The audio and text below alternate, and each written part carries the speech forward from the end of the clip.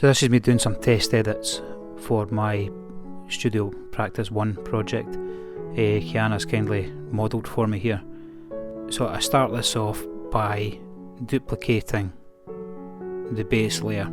So this is from a raw file. I've duplicated the first layer, and now I'm going to zoom in close. I'm going to have a look for any blemishes.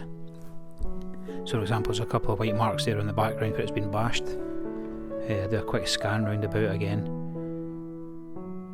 I've already checked in close to Kiana and her skin's pretty good on this one. We don't want to be over-editing the skin here anyway because this is a professional portrait.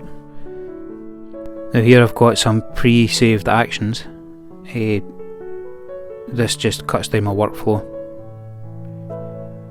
This is with frequency separation, so I've basically copied the blemish layer twice.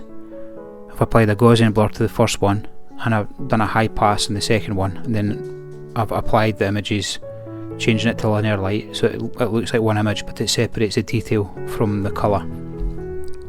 Now what we're doing here is we're going into the high pass layer using the lasso tool and applying a Gaussian blur to bring some of the colour back through, but the Gaussian blur's done at a different radius on this one, and it just has the effect of softening the skin down ever so slightly. As you can see there, it looked pretty harsh, it looked quite porcelain skin, so I've reduced the opacity of the overall group just to soften the effect. We don't need very much because it's not a close-in portrait. But as you can see there, it's down to 32% opacity for that effect, and it's just had the effect of softening down. So again, now I'm going back into my actions and I'm applying the 2010 sharpening technique, which copies the layers, it copies everything you can see, frequency separation included, and then we apply an unsharp mask with a radius of 20 and a radius of 10, and then I use my mask to bring these out, so I'm only sharpening the areas that I'm removing the mask from here. Black conceals, white reveals. And now I'm using a smaller, soft edged brush to go right round the eyes, the bottom of the nose and across the mouth. And you'll see what the effect of this is just shortly.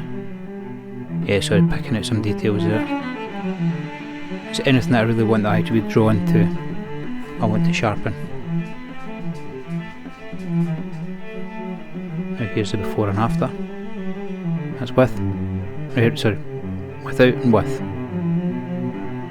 I'm reducing it down to about 65% opacity, just to reduce the amount of effect, but it's still nice and sharp on the details and her face. So the next action I'm going to do is I'm going to apply a matte effect to the image, which is the same thing there. So it's in my default actions, matte curve. This basically, I've done a desaturation in the colour to 19, and I've applied a matte curve which basically raises the blacks and reduces the whites.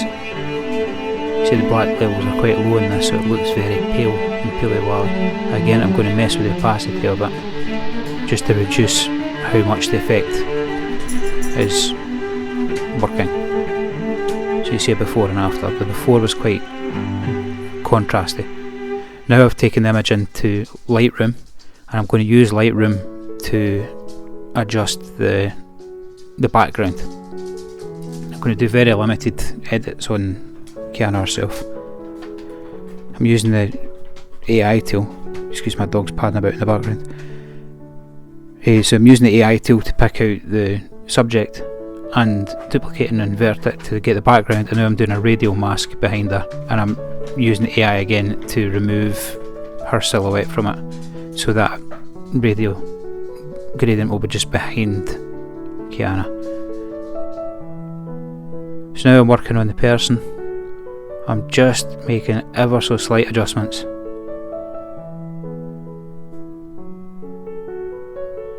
So I've taken the exposure up slightly, increased the contrast.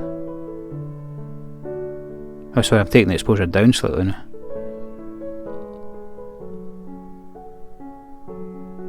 Now I'm working on the radial gradient, so you can see it's starting to bring out the halo that I want behind her.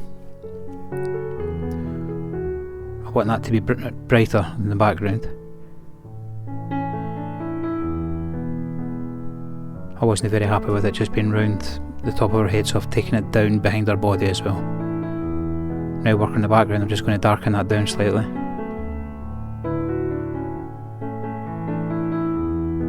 The whole purpose of this is to create a bit of drama and a wee bit of separation between the subject and the background,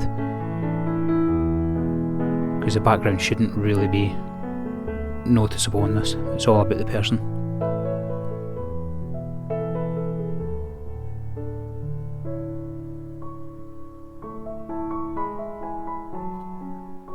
Now that that's done, so that's the original, and that's with the Lightroom edits.